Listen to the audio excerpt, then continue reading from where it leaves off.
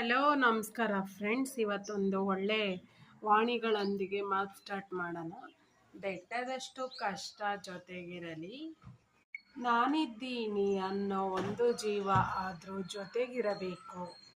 ಅನುಮಾನಿಸಿದರು, ಅಪಮಾನಿಸಿದರು, ತಿರಸ್ಕರಿಸಿದರು, ದ್ವೇಷಿಸಿದರು, ಹೀಯಾಳಿಸಿದರು. ಈ ಎಲ್ಲ ಸನ್ನಿವೇಶವನ್ನು ಸಹಿಸಿಕೊಂಡು ಮುಂದೆ ಎಲ್ಲವನ್ನೂ ಬಡ್ಡಿ ಸಮೇತವಾಗಿ ತೀರಿಸುವ ಈ ನಮ್ಮ ಸಮಯಕ್ಕಾಗಿ ತಾಳ್ಮೆಯಿಂದ ಕಾಯಬೇಕು, ಅಲ್ಲವೇ ಸ್ನೇಹಿತರೆ?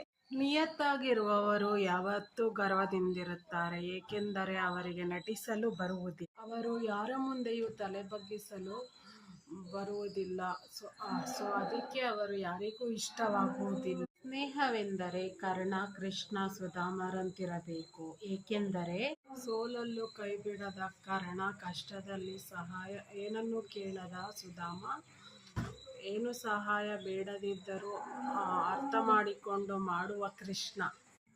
ಜೀವನದಲ್ಲಿ ಯಾರೂ ಸುಮ್ಮನೆ ಪರಿಚಯವಾಗುವುದಿಲ್ಲ, ಅದರ ಹಿಂದೆ ಒಂದು ದೀರ್ಘವಾದ ಕಾರಣವಿರುತ್ತದೆ. ಅಂಥ ಬಾಂಧವ್ಯದ ಹಿಂದೆ ಋಣದ ಎಲೆಗಳು ಎಳೆದಿರುತ್ತವೆ.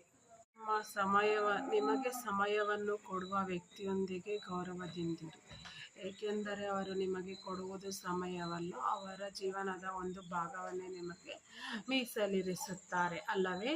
ಕರೆಯುವ ಆಸೆ ಮತ್ತೆ ಬರಲೆಂದು, ಮರೆಯುವ ಆಸೆ ಮತ್ತೆ ನೆನಪು ಬಾರದಿರಲೆಂದು. ಕರೆದರೂ ನೀ ಬರಲಾರೆ, ಮರೆತರೂ ನೀ ಮರೆಯಲಾರೆ. ನೊಂದವರ ಕಣ್ಣೀರು ಒರೆಸುವ ಕೆಲಸ ಮಾಡಿದರೆ ನಮ್ಮ ಕಣ್ಣೀರನ್ನು ಒರೆಸಲು ಭಗವಂತ ಒಬ್ಬರನ್ನು ಕಳಿಸಿಕೊಟ್ಟೇ ಕೊಡುತ್ತಾನೆ. ನಮ್ಮ ಮನಸ್ಸಿನಲ್ಲಿ ಮಾನವೀಯತೆ ಇರಬೇಕಷ್ಟೇ. ಯಾರೂ ನಿನ್ನ ಪ್ರೀತಿಸಲಿಲ್ಲವೆಂದು ದುಃಖಿಸಬೇಡ. ನಾನು ನಿನ್ನನ್ನು ಪ್ರೀತಿಸುತ್ತೇನೆ, ಕೇವಲ ನನ್ನ ನಾಮ ಜಪ ಮಾಡು. ನಮ್ಮನ್ನು ಬೇರೆಯವರ ಜೊತೆ ಕಂಪೇರ್ ಮಾಡಿ ಮಾತಾಡುವವರ ಜೊತೆ ಬೇರೆಯವರ ಜೊತೆ ಹೋಲಿಸಿಕೊಂಡು ಮಾತನಾಡುವವರ ಬಗ್ಗೆ ನಾವು ದುಃಖಿಸಬಾರದು. ಏಕೆಂದರೆ ಚಿನ್ನ ಮತ್ತು ಅನ್ನ ಇವೆರಡಕ್ಕೂ ಅದರದ್ದೇ ಆದ ಮಹತ್ವವಿರುತ್ತದೆ.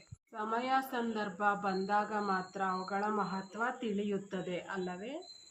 ಒಬ್ಬ ವ್ಯಕ್ತಿಯ ಸ್ನೇಹ ಅಥವಾ ಸಂಬಂಧ ಕಬ್ಬು ಇದ್ದಂತೆ. ಕಬ್ಬು ಎಷ್ಟೇ ಹಿಂಡಿದರೂ ಕುಗ್ಗಿಸಿದರೂ